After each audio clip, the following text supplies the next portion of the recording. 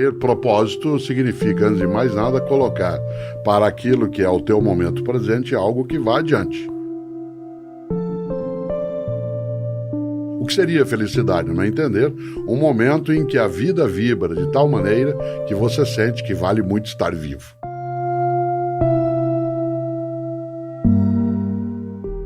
Adiante. Uma árvore é algo que, em tese, se ela for uma árvore mais duradoura, nos ultrapassa no nosso tempo de vida, e um livro, em princípio, ganharia, né, um ar de duração mais extenso. Hoje nós temos modificações em relação ao que é livro, ao que é filho e ao que é também árvore. Eu sou casado com uma libanesa, a Cláudia, e os libaneses usam um ditado que eu gosto muito. Ele não vale mais, mas ele já valeu, de que uma pessoa que planta tâmaras nunca comerá do fruto que plantou. Isso porque, em idos tempos, uma tamareira demorava em média 100 anos para dar frutos. E, portanto, alguém que uma tâmara plantasse não colheria dela nada. Faria algo para outras pessoas. A noção de propósito hoje, ela se coloca de vários outros modos, né? Ela não necessariamente trabalha nessa ideia de você ter um legado que seja idêntico ao que já foi em outros tempos. A cidade em que vivo, que é a cidade de São Paulo, na qual eu estou há 56 anos, ela é uma cidade na qual há uma asfaltificação, né, da vida, mas a flor vence o asfalto, né? Em vários momentos a gente se surpreende com uma ruptura do que seria a impermeabilização asfáltica da cidade, e a gente surpreende com a natureza emergindo. Nós somos posteriores ao início da vida no planeta e podemos antecipar nossa partida, né, se nós assim acharmos que pode ser. Por outro lado, claro, né, ter propósito significa, antes de mais nada, colocar para aquilo que é o teu momento presente algo que vá adiante. Né? A própria palavra tem esse sentido. A ideia de você ter uma obra que você realiza, portanto, algo que te ultrapasse em termos de tempo vital, ela pode estar colocada em momentos muito variados, né? Em vários momentos da vida, tanto você quanto eu, quanto quem nos ouve, sabe da importância de se supor que você poderia morrer naquela situação. Isto é, não estou falando do perigo, estou falando do momento. Há momentos na minha vida em que se eu falecesse, morresse naquele instante, teria valido. Porque aquele momento ele coroou a circunstância. Pode ser um momento afetivo, um momento de realização, um momento, né, de resultado, um momento de visão, de contemplação. É quando a gente diz, tá bom assim. Esse tá bom assim, ainda bem para nós que ele não é um contínuo. Porque do contrário a gente pararia e ficaria só contemplando. Né? Embora nós sejamos capazes de contemplação, essa não é a nossa marca principal. A gente, inclusive, marca horário para poder contemplar. Diz a hora da meditação, a hora de olhar a natureza. Né? No mais do tempo, a gente está em ação. A frase que mais se usa é valeu a pena. De maneira geral, a suposição aí de que a vida é um suplício. Portanto, ela é uma pena. E que vale essa pena? Isto é, para estar vivo, você tem uma série de intercorrências e, como escreveu um dia o Paulo Leminski, para que cara feia? Na vida ninguém paga meia, né? E se você e eu não pagamos meia, é preciso ir adiante, né? Esse tsunami informacional que a gente vive, que nos soterra, né, nos afoga, em vários momentos tira o nosso fôlego, uma das maneiras mais práticas de eu não pensar naquilo que é a ideia de felicidade é imaginar que eu não teria tempo para fazê-lo e que ela não poderia ser por mim acolhida e cuidada à medida em que eu tenho outras ocupações. Há uma música bem antiga que, cantada por Moacir Franco, né, ele dizia, não posso parar, se eu paro eu penso, se eu penso eu choro. Né? Essa é a ideia de uma vida em que não se pode dar abertura para aquilo que pode também ser melhor do que o que é. Nessa hora, como a felicidade ela é uma ocorrência, ela é uma circunstância, ela não é um estado. Eu digo com insistência, uma pessoa que for feliz o tempo todo não é feliz, ela é tonta. Afinal, há tantas dificuldades, tantas turbulências, né, tantas agonias à nossa volta, que ser feliz o tempo todo é ser alienado ou alienado, é não ter entendido, né, o que está acontecendo. Mas, por outro lado, a felicidade não se ausenta também de modo contínuo. Nem ela se apresenta de modo contínuo, nem se ausenta. O que seria felicidade? Não é entender um momento em que a vida vibra de tal maneira que você sente que vale muito estar vivo.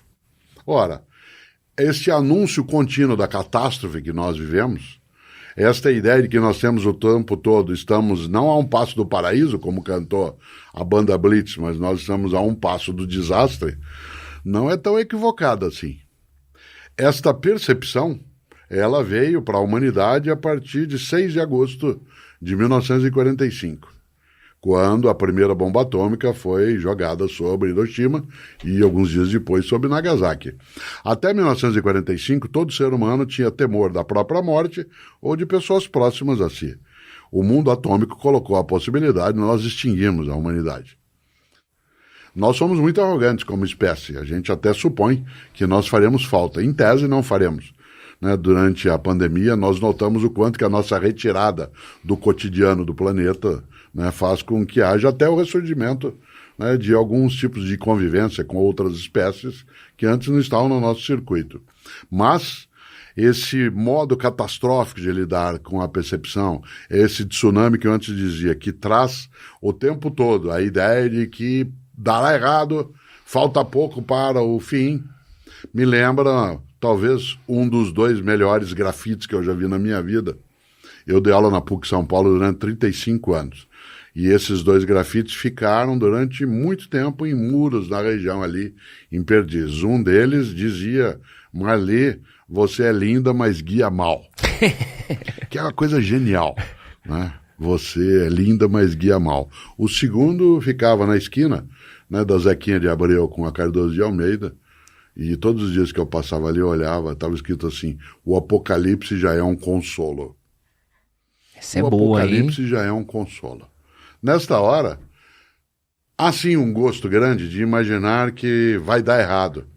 Mais ou menos como a gente assiste a partida de um esporte que aprecia, você já entra com o desejo de que se vença, mas também com uma convicção de que seu time vai perder, por exemplo. Porque isso te prepara para o desastre. Então, nós estamos nos preparando para o desastre. Ele virá. Pode ser agora, daqui a 10 anos. Nós não imaginávamos em 2020 que o que atingiria a humanidade seria algo que veio do nosso meio de convivência. Durante séculos na história humana, nós tememos que a ameaça à vida viria do espaço. Meteoro, um asteroide, preparamos até tecnologia de destruição dessas coisas. E, de repente, uma coisa que nem vivo é considerado um ser vivo, um vírus não é considerado um ser vivo, nos pegou, nos imobilizou, nos manietou, nos liquidou aos milhões. E nessa hora nós olhamos e pensamos, bom, não somos tão fortes assim. Mas também, porque ultrapassamos isso, já podemos pensar, mas também não somos tão fracos. É uma questão de medida, de escolha, de parcimônia. O desastre, ele pode ser anunciado. A crônica da morte anunciada, como se diz, como título de livro, ela está sempre nos encantando. A gente tem uma certa percepção mórbida da vida.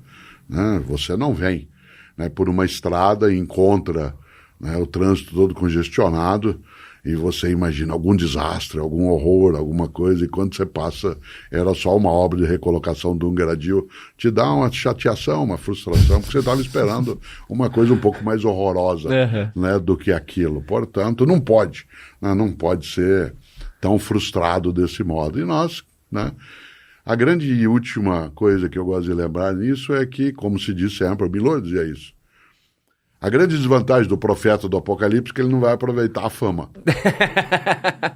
Certo? Porque se ele tiver certo que vai acabar, acabou, lamento, não terá como aproveitar a fama porque terá acabado.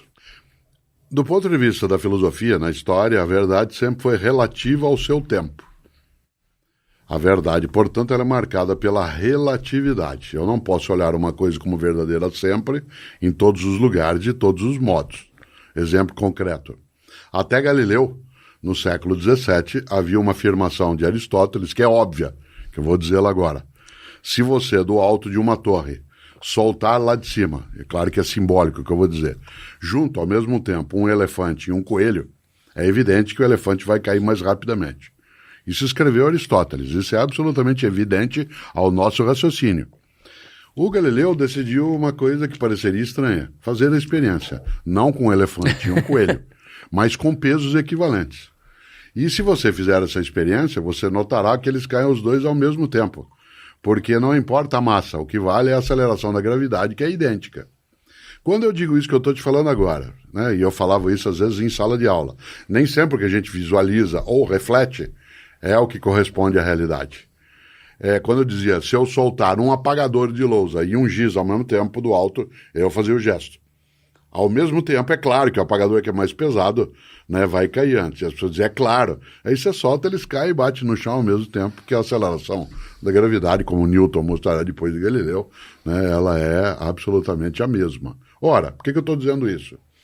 Porque uma grande parte do esforço feito nos 500 anos mais recentes foi de estabelecer parâmetros para que a verdade, ou seja, a afirmação sobre a certeza sobre algo, que ela tivesse uma universalização, ainda com a consciência da provisoriedade. Em outras palavras, uma verdade vale muito no seu tempo, algumas verdades estabelecidas elas valem por mais tempo. Aquilo que Aristóteles afirmou no século IV a.C. demorou aproximadamente, né? Olha só, Galileu é do século XVII, né? Demorou 2.100 anos. Como algo, você diz, mas tanta gente fez. Será que ninguém nunca fez a experiência? Claro que fez, mas não tinha legitimidade, né, para enfrentar Aristóteles, né? Ora, isso vale em todas as outras coisas. Se tem uma maluquice que só um brasileiro e 2 irmãos norte-americanos pensariam um dia, como é o caso do Santos Dumont e dos irmãos Wright, é você fazer com que uma coisa voasse por ser mais pesada que o ar. Né? A lógica, ela é afrontada quando se diz uma coisa voará porque ela é mais pesada que o ar e não mais leve.